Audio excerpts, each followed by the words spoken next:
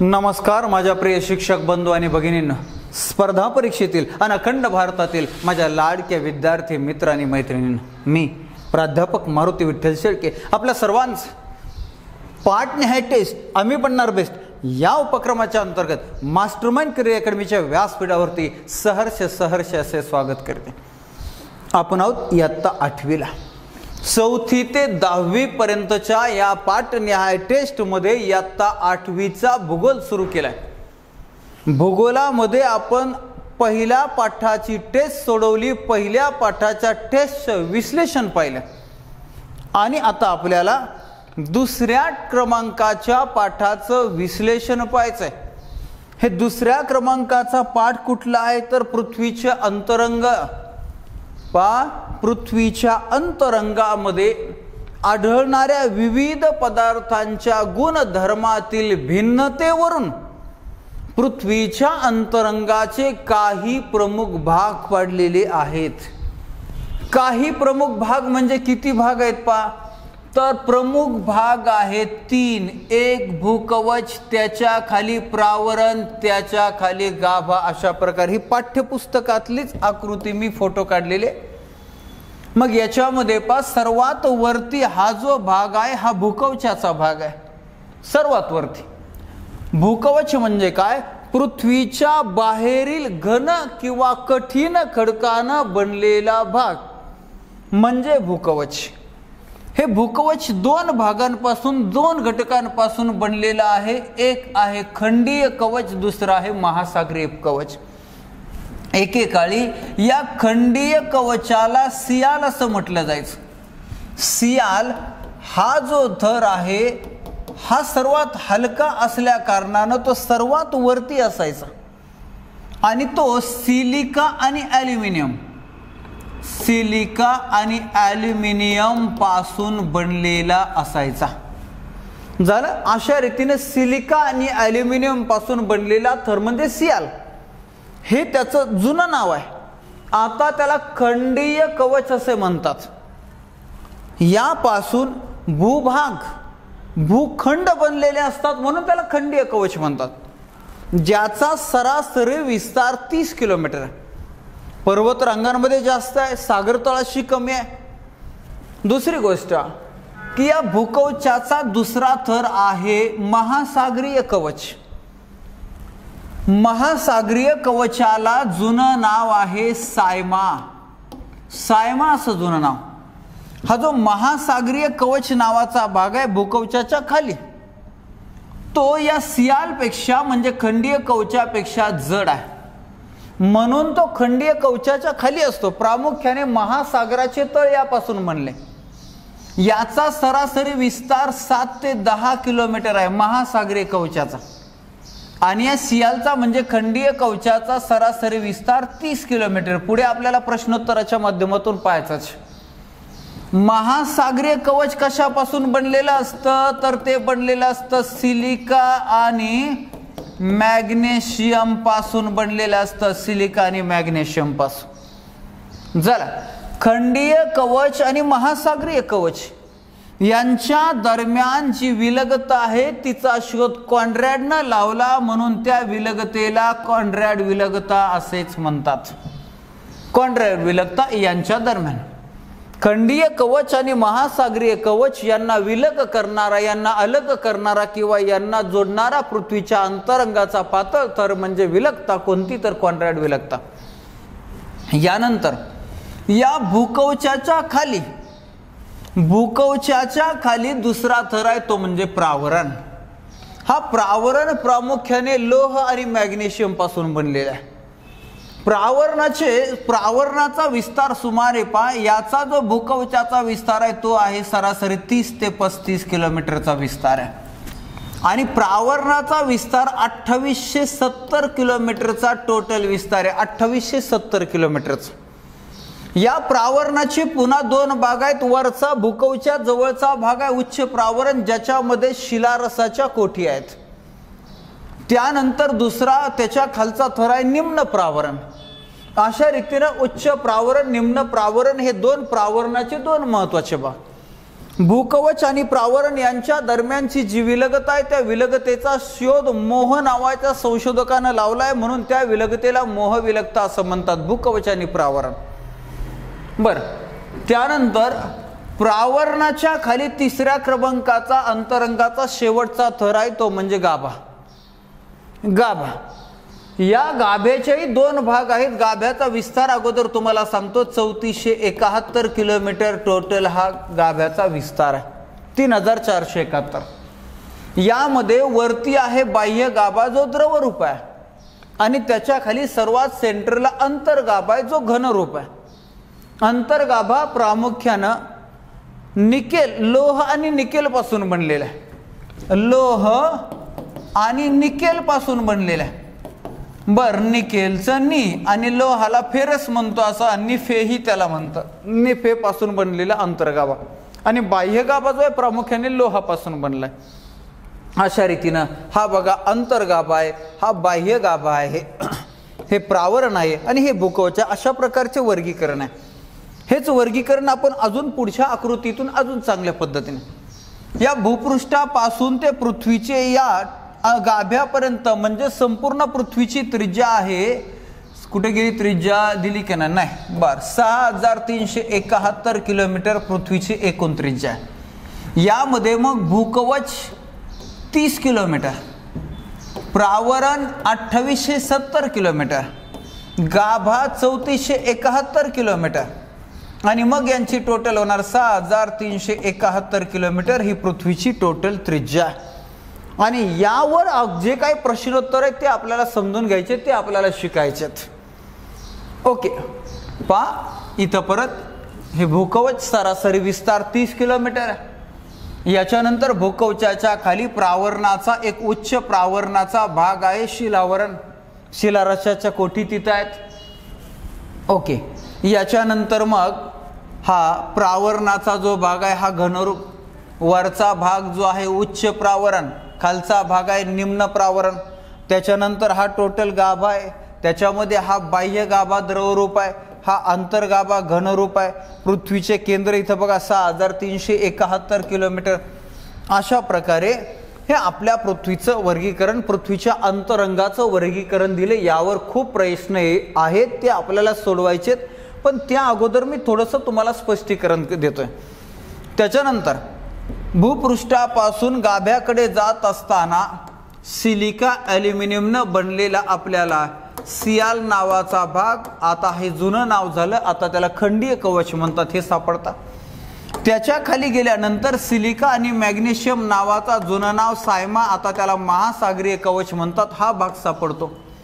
त्याच्या खाली गेल्यानंतर निकेल, त्याच्या खाली गेल्यानंतर आयर्न सापडतं. हे का सांगतोय, तर अशा रीतीनं भूपृष्ठापासून गाभ्याकडे जात असताना घनता वाढत जाते, आणि जास्त घनतेचे असे हे कठीण पदार्थ, कठीण खनिजे आपल्याला गाभ्याकडे जात असताना सापडतात. हा चार्ट सुद्धा आपल्याला माहिती असावा. ठीक आहे, आता आपण प्रश्नोत्तराला सुरुवात करूया. त्यामध्ये प्रश्न क्रमांक पहिला पहा. भूकवचाचे टिंब हे दोन थर आहेत. भूकवचाचे दोन थर कोणते आहेत, तर एक आहे खंडीय कवच आणि दुसरं आहे महासागरीय कवच. या खंडीय कवचालाच जुनं नाव होतं सियाल. सियाल का, तर सियाल म्हणजे सिलिकॉन किंवा सिलिका, आणि याल म्हणजे ॲल्युमिनियम. अशा रीतीने या दोन घटकांपासून बनले, म्हणून याला जुनं नाव होतं सियाल, खंडीय कवच. बर, आणि महासागरीय कवच त्याच्या खाली, याला जुनं नाव होतं सायमा. सायमा का, तर सायमातला सा फॉर सिलिका, सिलिका, आणि मा फॉर मॅग्नेशियम. अशा रीतीनं मॅग्नेशियम आणि सिलिका पासून महासागरीय कवच, या दोन भागांनी भूकवच बनलं. एवढं लक्षात राहू द्या. पर्याय क्रमांक 2 आपलं उत्तर. पुढे प्रश्न क्रमांक 2 आहे, प्रावरण व भूकवचात पुढील पैकी कोणता घटक सामायिक असतो. प्रावरण कशापासून बनलंय, प्रावरण बनलंय लोह आणि मॅग्नेशियम पासून, लोह आणि मॅग्नेशियम पासून. आणि भूकवच, भूकवच कशापासून बनलंय, मग भूकवचामध्ये सिलिका आहे, भूकवचामध्ये ॲल्युमिनियम आहे, आणि भूकवचामध्ये मॅग्नेशियम आहे. तर इथं मॅग्नेशियम प्रावरणामध्ये, इथं भूकवचामध्ये मॅग्नेशियम आहे, म्हणून कॉमन घटक हा मॅग्नेशियम आहे. धड्याच्या खाली स्वाध्यायामध्ये दिलेले हे प्रश्न आहेत ते अगोदर आपण घेत असतो. पुढे, पृथ्वीच्या अंतर्गाभ्यात खालीलपैकी कोणकोणती खनिज द्रव्ये आढळतात? पृथ्वीच्या अंतर्गाभ्यात बघा, अंतर्गाभ्यामध्ये कोणती? तर लोह आणि निकेल. लोह मॅग्नेशियम हे प्रावरणात आढळतात. मॅग्नेशियम निकेल अशी नाही रचना, अशी नाही. तर लोह आणि निकेल, लोहाला आपण फेरस म्हणतो आणि म्हणून याला शॉर्टकट निफे असंही म्हणतात. निफे पासून अंतर्गाभा बनलेला आहे. लोह निकेल पासून पर्याय क्रमांक 4 उत्तर. अंतर्गाभा खालीलपैकी कोणत्या अवस्थेत आहे? अंतर्गाभा वायुरूप आहे का? नाही. घनरूप. हो, अंतर्गाभा घनरूप आहे. अंतर्गाभा घनरूप आहे. बाह्य गाभा द्रवरूप आहे, लक्षात राहू द्या. पुढे, बाह्य गाभा खालीलपैकी कशाचा बनलेला आहे?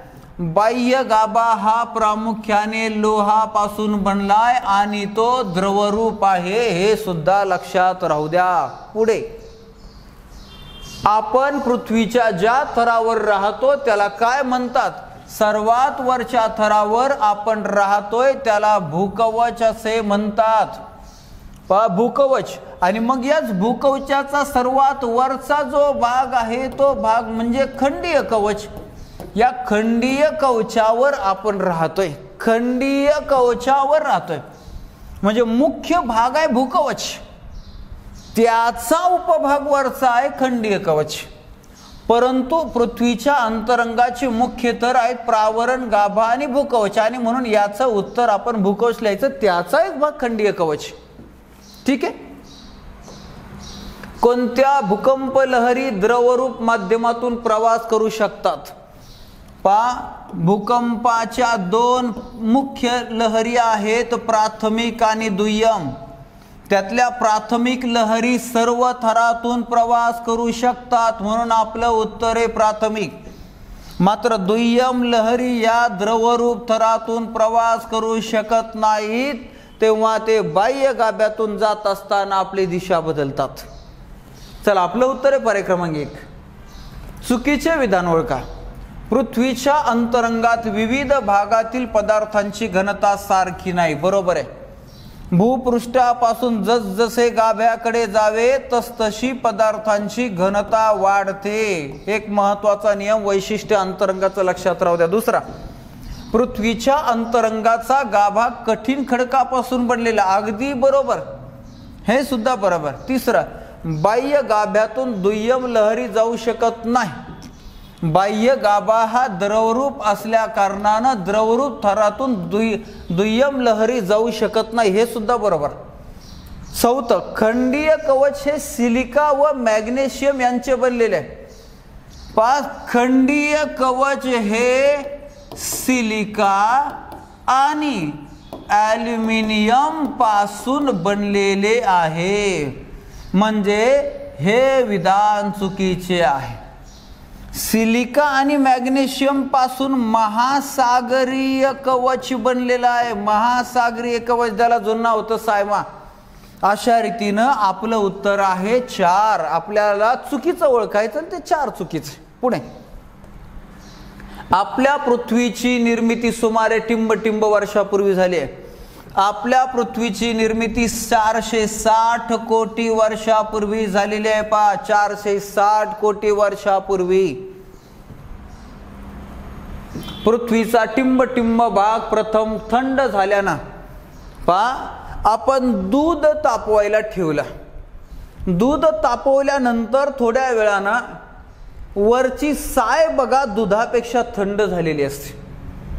कधी कधी आपण ग्लासमध्ये दूध घेतल्यानंतर वरच्या सायमुळे असं वाटतं थंड झालंय, आणि सायच्या खालचं दूध मात्र इतकं गरम असतो, तोंडपोळतं भासतं.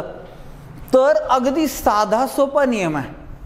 सेम असा पृथ्वीचा हे सर्वात बाहेरचा भाग जो आहे तो बाह्य भाग अगोदर थंड झाला आणि त्यामुळं तो भाग घनरूप अवस्थेमध्ये आला. पर्याय क्रमांक 2 आपलं उत्तर आहे बाह्य भाग घनरूप.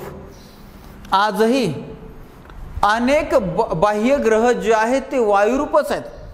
म्हणजे पृथ्वीची 460 कोटी वर्षापूर्वी जेव्हा निर्मिती झाली होती तेव्हा संपूर्ण पृथ्वी उष्ण आणि वायुरूप होती. हळूहळू तिचं तापमान कमी होत गेलं. हे तापमान कमी होत असताना अगोदर बाह्य भाग थंड झाला आणि म्हणून अगोदर बाह्य भाग हा स्थायूरूपामध्ये आलाय, घनरूपामध्ये आलाय. आपलं उत्तर आहे पर्याय क्रमांक 2. पुढे सूर्यमालेतील बाह्य ग्रह व टिंबटिंब अवस्थेत आहेत. आत्ता चर्चा झाली. सूर्यमालेतील बाह्य ग्रह गुरु, शनी, युरेनस, नेपच्यून हे वायुग्रह आहेत. त्यांना राक्षसी वायुग्रह असं म्हणतात. ओके, पुढे भूकवचाची जाडी सरासरी टिंबटिंब किलोमीटर मानली जाते. बा आत्तापर्यंत आपल्याला भूकवचाची सरासरी जाडी 30 किलोमीटर दिली, आजही तीच आहे. मात्र इथं जो पर्याय दिलाय तो हा योग्य आहे. 30 ते 35 किलोमीटर भूकवचाची सरासरी जाडी आहे, 30 ते 35. मग यामध्ये सर्वात वरचा जो आहे खंडीय कवच, या खंडीय कवचाची सुमारे 30 किलोमीटर आणि त्याच्या खाली असणाऱ्या महासागरीय कवचाचा विस्तार हा 7 ते 10 किलोमीटर आहे. 7 ते 10. म्हणून राऊंड फिगर या दोन्हींचा मिळून म्हणजे भूकवचाचा सरासरी विस्तार, सरासरी जाडी जी आहे 30 ते 35 किलोमीटर. भूपृष्ठाखाली जसजसे खोल जावे तसतसे तापमान, भूपृष्ठाखाली जसजसे खोल जावे तसतसे तापमान वाढत जाते. पर्याय क्रमांक 1. म्हणजे भूपृष्ठापासून गाभ्याकडे जात असताना दर 32 मीटरला 1 डिग्री सेल्सिअस तापमान वाढते, दर 32 मीटरला. आणि पृथ्वीच्या गाभ्यामध्ये हे तापमान 5000 ते 6000 डिग्री सेल्सिअस एवढं तापमान आहे. 5500 डिग्री सेल्सिअस ते 6000 डिग्री सेल्सिअस एवढं पृथ्वीच्या गाभ्यामध्ये तापमान आहे.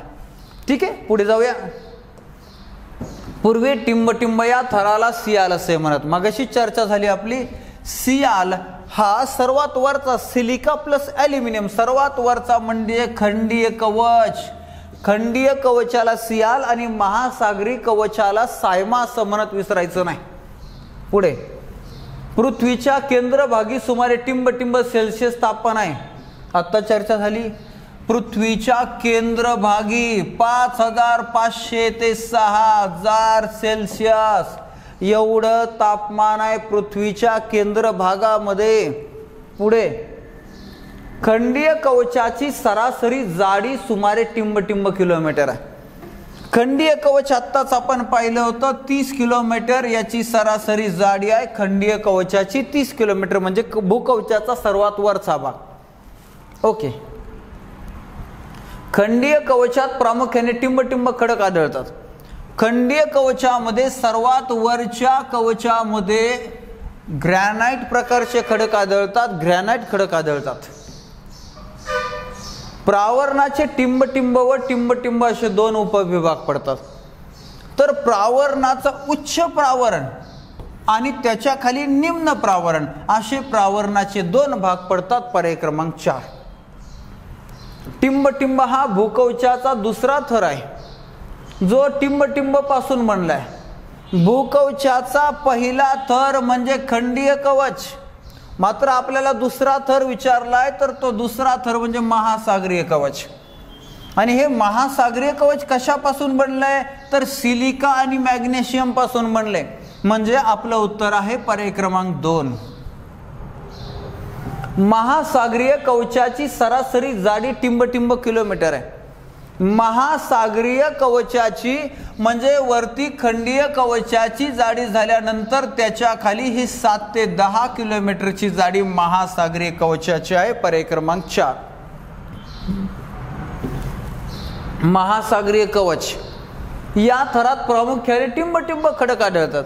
आपण पाहिलं की ग्रॅनाइट हा खडक जो आहे तो खंडीय कवचामध्ये आढळतो म्हणजे याचा विषय गेला. मग महासागरीय कवच या थरामध्ये कोणते तर बॅसॉल्ट पण आढळतात आणि गॅब्रो पण आढळतात. म्हणजेच आपलं उत्तर पर्याय क्रमांक 4 आहे. पर्याय 1 आणि 3. पर्याय 1 आणि 3. ओके. खंडीय कवच व महासागरीय कवच यांच्या घनतेमध्ये टिंबटिंब विलगता. खंडीय कवच भूकवचाचे दोन भाग, वरती खंडीय कवच, त्याच्या खाली महासागरीय कवच, आणि यांच्या दरम्यान जी विलगता आहे त्या विलगतेचा शोध कॉन्रॅडने लावलाय, म्हणून त्याचंच नाव दिले कॉन्रॅड विलगता. कॉन्रॅड विलगता. बर पा एका ठिकाणी तुम्हाला मोह विलगता सापडेल. मोह विलगता. तर मोह कोण आहे? तर रोव्हिसिक मोह नावाचा शास्त्रज्ञ आहे. रोव्हिसिक मोह याचंच नाव त्या विलगतेला दिलंय. कुठली विलगता आहे? कोणच्या दरम्यान? चला पुढे प्रश्न येणार आहे. भूकवच व प्रावरण यांच्या टिंबटिंब विलगता आहे. भूकवच आणि प्रावरण यांच्या दरम्यान जी विलगता आहे तिला मोह विलगता म्हणतात. लक्षात राहू द्या. पुढे टिंबटिंब व टिंबटिंब यांच्यात गटेनबर्ग विलगता आहे. जर्मनीचा संशोधक जोहान्स गटेनबर्ग, ज्यानं इसवी सन 1450 मध्ये छपाई यंत्राचा शोध लावला, ज्याचा जन्मदिन 24 फेब्रुवारी हा जागतिक मुद्रण दिन म्हणून साजरा केला जातो. त्यानं या विलगतेचा शोध लावलाय म्हणून त्याचंच नाव दिलंय. पण कशाच्या दरम्यान? तर प्रावरण आणि गाभा. प्रावरण व गाभा यांच्या दरम्यान गटेनबर्ग विलगता आहे. म्हणजे अशा प्रकारे सुरुवातीला इथं आहे भूकवच. भूकवच. आता इथं छोटासा थर आहे तो म्हणजे कॉन्रॅड विलगता. कॉन्रॅड विलगता. बर, या भूकवचाचा हा पहिला भाग झाला खंडीय कवच. त्याच्यानंतर इथं दुसरा भाग झाला महासागरीय कवच. महासागरीय कवच आणि यांच्या दरम्यान ही खंडी कॉन्रॅड विलगता.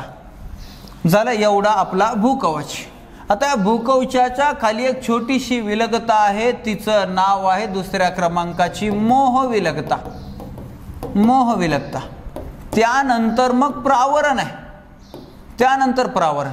प्रावरणाच्या खाली गाभा आहे.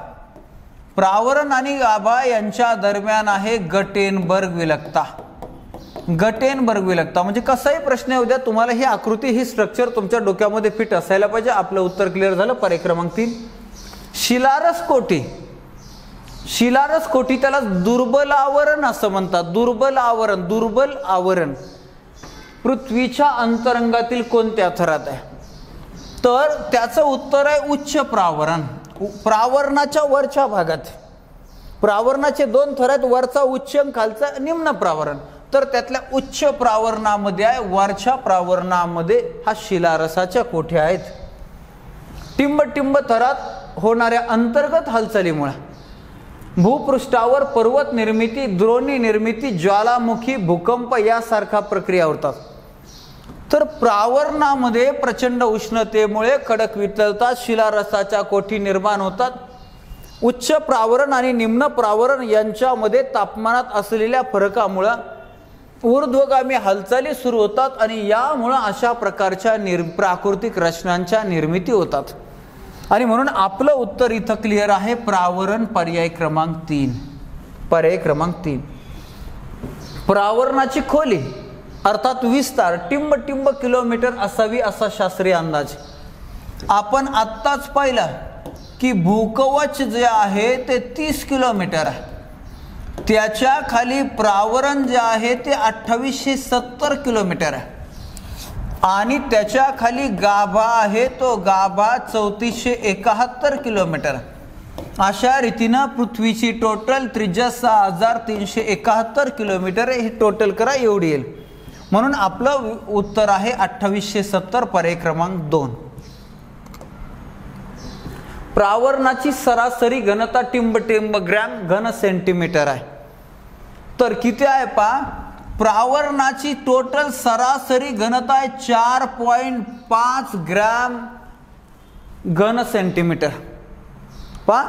आणि निम्न प्रावरणाची जर विचारली, निम्न प्रावरणाची घनता तर ती 5.7 आहे.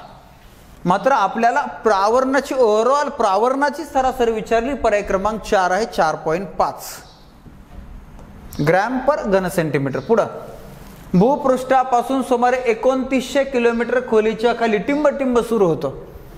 भूपृष्ठाखाली आपण पाहिलं 30 किलोमीटर भूकवच, त्याच्या खाली 2870 किलोमीटर प्रावरण आहे. 2870 आणि 30 म्हणजे झालं 29. आणि या 29च्या खाली काय आहे तर गाभा आहे. पर्याय क्रमांक 2. पर्याय क्रमांक 2. गाभ्याची जाडी टिंब किलोमीटर आहे. गाभ्याची जाडी किती आत्ताच पाहिलं आपण 3471 किलोमीटर गाभ्याची जाडी आहे. पर्याय क्रमांक 2. बाह्य गाभा सुमारे टिंब ते टिंब किलोमीटर खोलीपर्यंत आढळतो. गाभ्याचे 2 प्रकार आहेत. त्यातला वरचा गाभा बाह्य गाभा आहे आणि खालचा गाभा अंतर्गाभा आहे.